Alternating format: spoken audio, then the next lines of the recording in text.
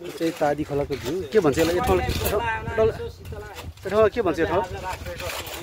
के भन्छ यो ठाउँलाई यो गरदुवाको उकालो हजुर गरदुवाको उकालो भन्छ यसलाई गरदुवाको उकालो यो चाहिँ जमानादेखिको यो चाहिँ गरदुवाको उकालोमा चाहिँ एउटा प्रतीक्षालय निर्माण गर्नुभएको छ हाम्रो आदरणीय दाइहरूले होइन यहीँको स्थानीय दाइहरू हुनुहुन्छ उहाँहरूले चाहिँ आफ्नै श्रमदानमा होइन श्रमदान सहयोग होइन स्थानीय सहयोग श्रमदानमा चाहिँ आज यति राम्रो पार्टी चाहिँ निर्माण भएको छ होइन यहाँहरूले देख्न सक्नुहुन्छ यो थोरै तिनो पैसाले निर्माण हुने यो के अरे यो पार्टी होइन यो चाहिँ उहाँहरूले आफ्नै श्रमदान विशेष गरी यहाँ दाइहरू उहाँ मैले देखाइरहेको छु उहाँ दाइहरू एकदमै आफ्नो परिश्रमले चाहिँ यो चाहिँ एउटा भ्यूको हिसाबले पनि यता तादी खोलाको भ्यू होइन पुरै देख्न सक्नुहुन्छ होइन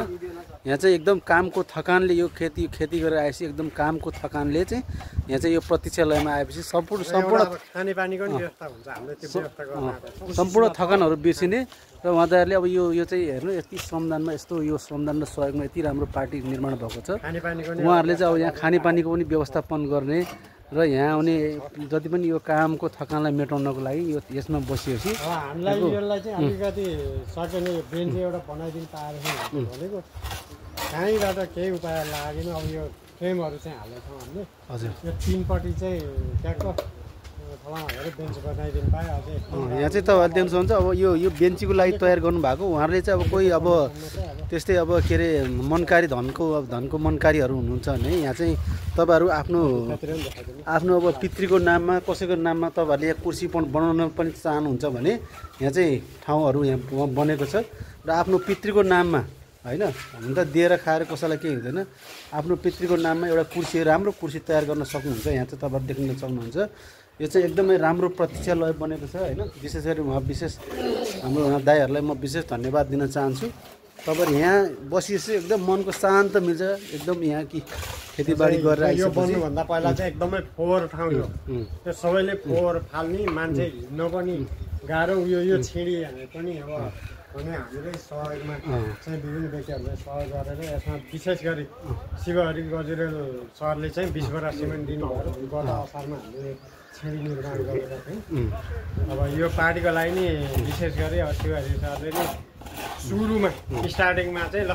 यहाँ यो बनाउने भए म 10,000 हालिदिन्छु भनेर उहाँले 10,000 हाल्दै चाहिँ हामीले चाहिँ सुरु गऱ्यौँ त्यसपछि अब विभिन्न व्यक्तिहरूले पनि नगद सहयोग गरिदिनु भयो ठिक छ त्यो उहाँहरूको पनि एउटा यो प्रतीक्षालयमा चाहिँ एउटा नाम एउटा राखेर कोबाट कति सहयोग छ उहाँहरूको नाम होइन त्यो सबै यसमा होइन यहाँ चाहिँ एउटा बोर्डै बनाएर राखेको थियो होला किनभने उहाँहरूले पनि आउँदाखेरि पढुन् होइन त्यो चाहिँ हामी हिसाब किताब त त्यो सहयोग गर्ने व्यक्तिलाई पठाइदिन्छ सहयोगी मनकारी धनीहरूलाई चाहिँ विशेष धन्यवाद दिन चाहन्छु होइन जसले सहयोग गरेर चाहिँ उसलाई चाहिँ हामी अब तपाईँहरू देख्न सक्नुहुन्छ यहाँ अलिकति काम बाँकी रहेको मैले पनि देखेँ र यहाँ चाहिँ एउटा कुर्सी बन्न बाँकी रहेछ यो कुर्सी चाहिँ अब तपाईँहरूलाई कसैले म व्यक्तिगत रूपमा चाहिँ सहयोग गरेर यहाँ मेरो तर्फबाट कुर्सी बनाउन